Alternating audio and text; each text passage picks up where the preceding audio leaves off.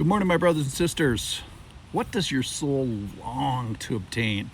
What do your eyes long to see? We're going to hear about what the psalmist longs to attain.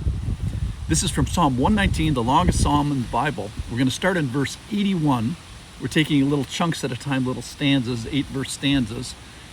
Here's one today. My soul longs for your salvation. I hope in your word. My eyes long for your promise. I ask, when will you comfort me? For I've become like a wineskin in the smoke, yet I have not forgotten your statutes. How long must your servant endure? When will you judge those who persecute me? The insolent have dug pitfalls for me. They do not live according to your law. All your commandments are sure. They persecute me with falsehood. Help me. They have almost made an end of me on earth, but I have not forgotten your precepts. In your steadfast love, give me life, that I may keep the testimonies of your mouth. So here's what I notice in this. The psalmist here is longing for something. He's hoping in something. My eyes long for. And two things I notice about what he desires is you cannot see it now, except in promise, and you cannot see it here, except in shadow. So here the psalmist longs for something, your salvation, the fulfillment of the promise. I want what you said was going to happen. But the timing is not now, not yet. So you kind of want it now, but it sounds like during the course of this life, I'm not going to fully see this. Now this reminds me about Hebrews chapter 11. Hebrews chapter 11 lists very prominent people, many of which you know, and then a whole list of people that you don't know, lowly people that never kind of made the verbal list. But these are all unknown witnesses that have gone before and that stayed faithful to the end. And it says this about them, and is verse 39. And all these, though commended through their faith, did not receive what was promised. So on this earth, they didn't receive what was promised. So the Hall of Fame of faith is full of people, and the Psalms are full of people, and Psalm 119 is full of a person who did not yet receive what had been promised. When? Well, when they were still here. But make no mistake, following this life, they all received what was promised. So when is that goal? There's some shadow of the reality is realized on your day of conversion, but later on the day of my achievement of heaven, the day of your death. So when my time here has ended is the fulfillment of a lot of these promises. So two things, the location is not here.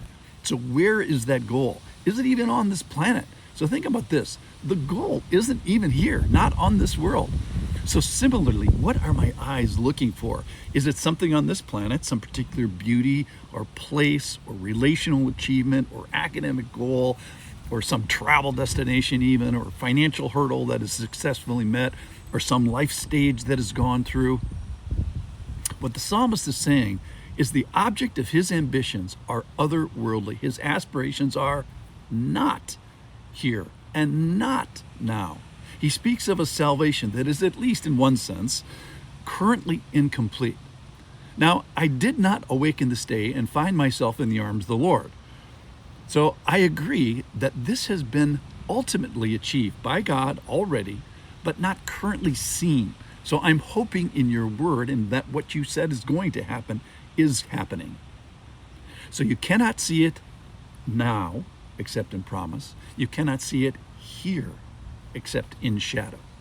The end he calls for are not on this earth. So my eyes long for something I cannot yet see. I'm trusting in a promise. So it begs a couple of questions. Do I even know what the promise is? So just, flat out a question, how is your knowledge of the promise? Have you availed yourself of his history of the people of the promise? Have you walked through the encounters of this previous people that have done this with the Lord and how they interacted with that revelation, the word, and the ways of God?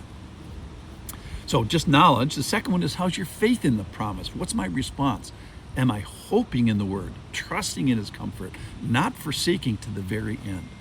So perhaps your death is imminent, as all of ours are ultimately heading in that direction. And perhaps you are probing the power of this promise, the potency of the hope. So here's what our psalmist is doing. He's declaring his deal with God solid. He's reviewing and reporting on the potency of the promise. So it is his answer to the question, is it real? Is God reliable? Is what he promised true? And when do I achieve this promised benefit?